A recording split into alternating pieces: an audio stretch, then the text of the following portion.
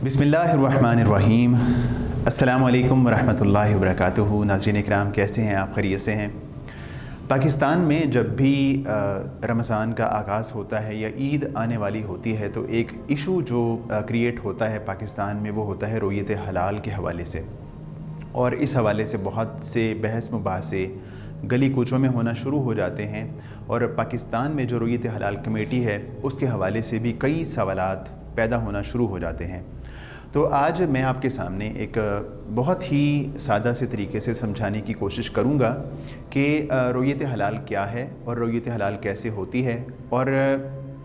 असल जो बात मैं आपके सामने प्रेजेंट करना चाहता हूँ वो ये है कि क्या हमें रमज़ान के आगाज़ के हवाले से या ईद के हवाले से कैलेंडर का पाबंद होना चाहिए या हमें जो है वो रोयत हलाल का पाबंद होना चाहिए। तो इस हवाले से जो बुनियादी बातें हैं उनको समझना बहुत ज़रूरी है। तो इस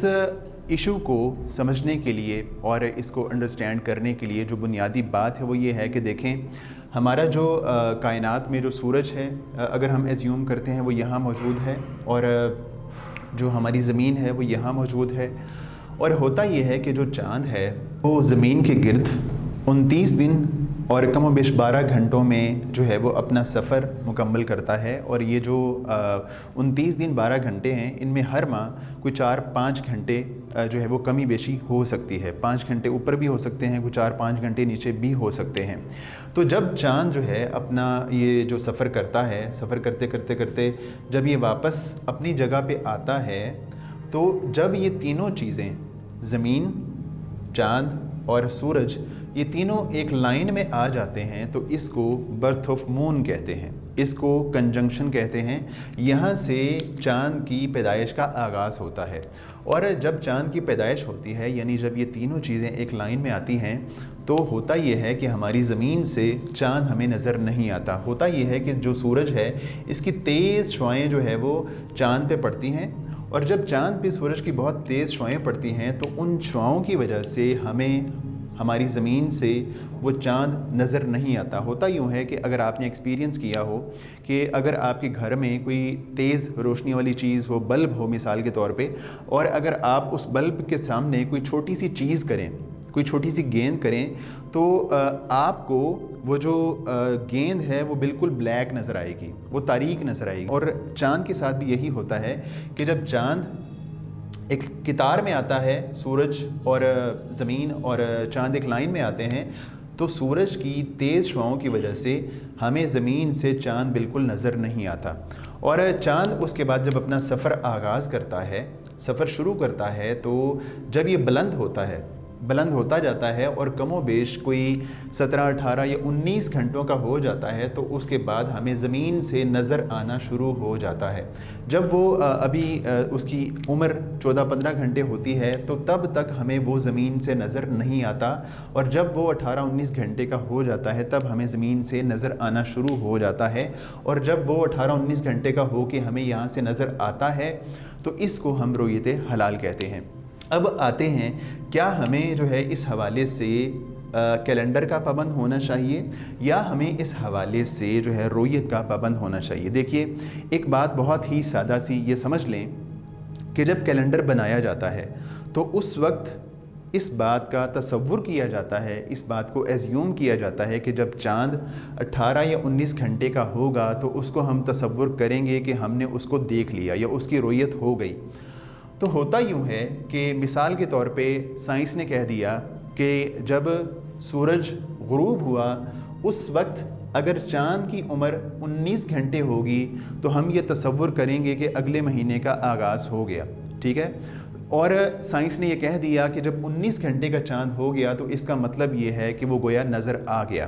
तो हमने इसको मान लिया। अगर साइंस ने कह दिया कि जी फ़लाँ डेट को शाबान के 29 दिन पूरे हो गए और चाँद की उम्र जब सूरज गुरूब हुआ तो 19 घंटे थी, तो इसलिए उसी तारीख़ से अगले दिन से रमज़ान का आगाज़ हो गया, तो किसी बंदे को, किसी इंसान को پاکستان کے کسی شہری کو اگر چاند نظر نہ بھی آئے تو ہم نے سائنس کی بات مان لی کہ ٹھیک ہے جی آپ نے کہہ دیا 19 گھنٹوں کا چاند تھا اور ہم نے ایزیوم کر لیا کہ وہ چاند نظر آ گیا، ہم نے اس بات کو تسلیم کر لیا چاہے وہ چاند کسی نے نہ بھی دیکھا ہو۔ ہم نے یہ تصور کر لیا کہ وہ چاند فلک پہ فضا پہ موجود تھا اور ابر آلود موسم کی وجہ سے یا جو ہے کسی اور وجہ سے وہ چاند کسی انسانی آنکھ کو نظر نہیں آ سکا، ہم نے یہاں پہ سائنس کی بات مان لی۔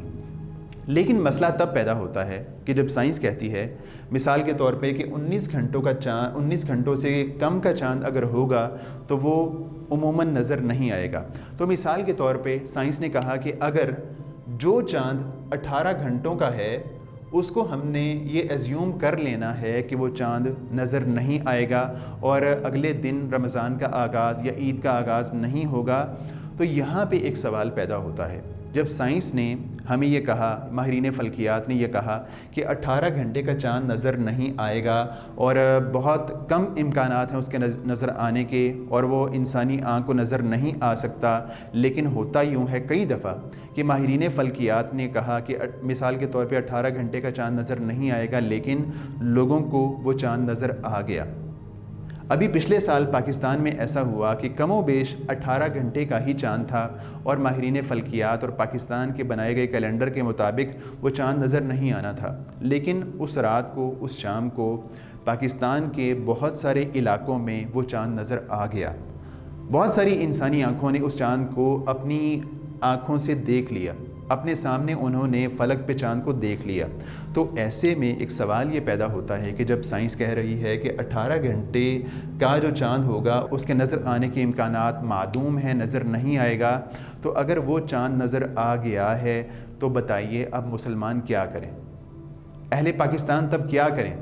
کیا وہ چاند جو انہوں نے اپنی آنکھوں سے اپنے سامنے دیکھ لیا فلک پہ اس کو نظر انداز کر دیں، اس کو اگنور کر دیں؟ اور اگر وہ شوال کا چاند ہے تو جو چاند انہوں نے دیکھا بجائے اس کے کہ چاند کو دیکھ کے وہ عید کریں، اگلے دن وہ روزہ رکھیں اور اس دن کا روزہ رکھیں کہ جس دن انہوں نے جس شام کو چاند کو دیکھ لیا ہے۔ تو ایسے میں کہنا میں یہ چاہتا ہوں ایک ایسا معاملہ جس میں سائنس نے کہا کہ چاند نظر آ جائے گا اور 19 گھنٹوں کا چاند اگر ہوگا تو ہم نے ایزیوم کر لیا کہ سائنس نے اگر کہہ دیا ہے تو ٹھیک ہے، چاند کہیں نہ کہیں طلوع ہو گیا ہوگا اور ابر آلود موسم کی وجہ سے وہ نظر نہیں آیا ہوگا، ہم نے یہ بات مان لی۔ لیکن مسئلہ تب پیدا ہوتا ہے جب سائنس کہتی ہے کہ اتنے گھنٹوں کا چاند نظر نہیں آئے گا لیکن وہ چاند نظر آ جاتا ہے۔ اور اس طرح ان ممالک میں بھی کئی دفعہ ہو چکا ہے، جس طرح کہ سعودی عرب ہے، سعودی عرب میں بھی یہ معاملہ ہو چکا ہے۔ 2006 میں ایسا ہوا تھا کہ ماہرین فلکیات نے کہا تھا کہ اس ڈیٹ کو چاند نظر نہیں آئے گا اور رمضان کے 30 روزے پورے ہوں گے اور اس کے بعد اگلے دن عید ہوگی، لیکن جب 29 روزے پورے ہوئے تو اس شام کو سعودی عرب میں بہت سارے علاقوں میں چاند نظر آ گیا، لوگوں نے چاند کو دیکھ لیا۔ تو سعودی عرب نے اس رویت پہ، لوگوں کی رویت پہ جو ہے وہ ٹرسٹ کیا، اعتبار کیا اور اس رویت کے اعتبار سے پھر 29 رمضان کے بعد انہوں نے عید کا اعلان کیا۔ تو اس حوالے سے جو ہماری اس پوری بات کا خلاصہ ہے وہ یہ ہے کہ دیکھیں،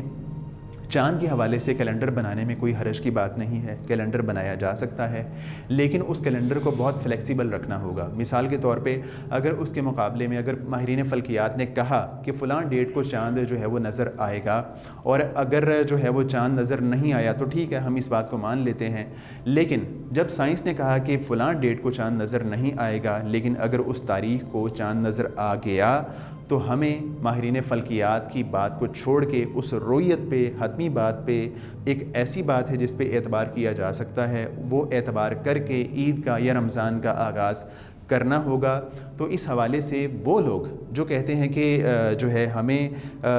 رویت کو بالکل نظر انداز کر دینا چاہیے اور ہمیں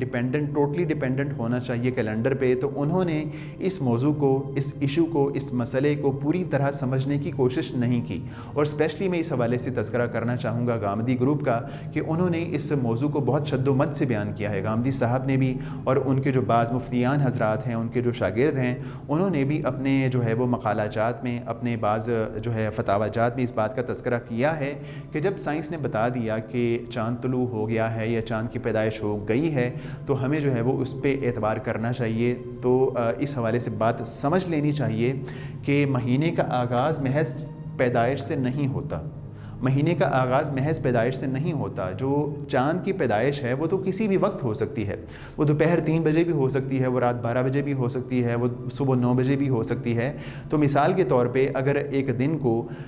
3 بجے جو ہے وہ چاند کی پیدائش ہو گئی ہے، تینوں ایک قطار میں آ گئے ہیں، تو اس شام کو ہم اگلے مہینے کا آغاز نہیں کرتے۔ یہ بات ماہرین فلکیات بھی نہیں کہتے، یہ بات جو ہے وہ اسلامی اسکالر بھی نہیں کہتے۔ تو گامدی گروپ کو یہ بات سمجھنی چاہیے کہ جو ہے وہ چاند کی پیدائش سے مہینے کا آغاز نہیں ہوتا۔ گامدی صاحب کو بھی یہ مسکنسیپشن ہوئی ہے، انہوں نے سمجھ لیا ہے کہ چاند کی پیدائش سے مہینے کا آغاز ہوتا ہے، ایسا نہیں ہے۔ چاند کی پیدائش سے آغاز نہیں ہوتا، جب وہ سائٹیبل ہوتا ہے، قابل رؤیت ہوتا ہے، ویزیبل ہوتا ہے، تو تب اس کے بعد جا کے وہ اس کے مہینے کا آغاز ہوتا ہے۔ اس کا تعلق محض چاند کی پیدائش سے نہیں ہے۔ اور گامدی گروپ کو ایک اور غلط فہمی یہ ہوئی ہے کہ انہوں نے چاند کی پیدائش کو سمجھ لیا ہے کہ جس طرح چاند طلوع ہوتا ہے یا جس طرح سورج طلوع ہوتا ہے اسی طرح چاند کی جیسے ہی پیدائش ہوتی ہے وہ طلوع ہو جاتا ہے۔ ایسا نہیں ہوتا، وہ طلوع نہیں ہوتا، وہ تو نظر ہی نہیں آتا، وہ تو ایک قطار میں آ جاتے ہیں اور 15-16 گھنٹے تو وہ انسانی آنکھ اس کو دیکھ ہی نہیں سکتی، وہ زمین سے نظر ہی نہیں آتا۔ تو چاند کی پیدائش میں اور اس کے سائٹیبل ہونے میں بڑا فرق ہے، اس کو ملحوظ خاطر رکھنا چاہیے۔ جب وہ سائٹیبل ہوگا، جب وہ قابل رؤیت ہوگا تو تب ہم مہینے کا آغاز کریں گے، جب وہ قابل رؤیت نہیں ہوگا تو ہم اس کے جو ہے وہ مہینے کا آغاز نہیں کریں گے۔ اور اس کا بہترین ذریعہ اور اس کا جو ہے وہ حتمی ذریعہ انسانی آنکھ کا اس کو دیکھ لینا ہے۔ دیکھیں مثال کے طور پہ جب چاند کی پیدائش ہوتی ہے وہ زمین سے نظر نہیں آتا، بالکل بھی نظر نہیں آتا، لیکن اگر کوئی لوگ جہاز پہ بیٹھیں اور زمین سے فضا کا سفر کریں اور فضا میں بہت اوپر چلے جائیں، کافی اوپر چلے جائیں، تو ان کو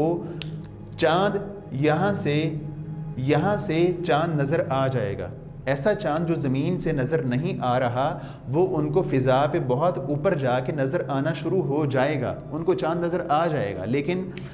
بہت فضا پہ جا کے جو چاند نظر آئے گا اس پہ بھی اعتبار کر کے ہم مہینے کا آغاز نہیں کر سکتے، کیونکہ اگر ہم ایسا کریں گے، بہت فضا میں جا کے چاند کو دیکھنا شروع کر دیں گے جس کی پیدائش ہو چکی ہے، تو ممکن ہے کہ ایک مہینہ 28 کا ہو جائے اور یہ بھی ممکن ہے کہ ایک مہینہ جو ہے وہ 31 کا ہو جائے۔ تو اس کا ہم اعتبار یہاں سے کریں گے کہ زمین سے جو چاند قابل رؤیت ہوگا اس کا اعتبار کیا جائے گا۔ جو اس کے علاوہ باقی ذرائع ہیں وہ حتمی ذرائع نہیں ہیں، اور وہ ایسے ذرائع ہیں کہ جن پہ ہم مکمل انحصار نہیں کر سکتے، ہم ان سے فائدہ لے سکتے ہیں، ہم جو سائنسی آلات ہیں ان کو اپنی ریسرچ کا حصہ بنا سکتے ہیں، لیکن حتمی ذریعہ وہ رؤیت ہوگا۔ رؤیت کے علاوہ ہم جو بھی ذریعہ اختیار کریں گے اس میں بہت سارے اشکالات پیدا ہونے کے امکانات ہیں جن کا ہم نے تذکرہ کر دیا۔ اللہ تعالیٰ سے دعا ہے کہ اللہ تعالیٰ یہ سارے معاملات سمجھنے کی توفیق عطا فرمائے۔ وآخر دعوانا ان الحمد للہ رب العالمین۔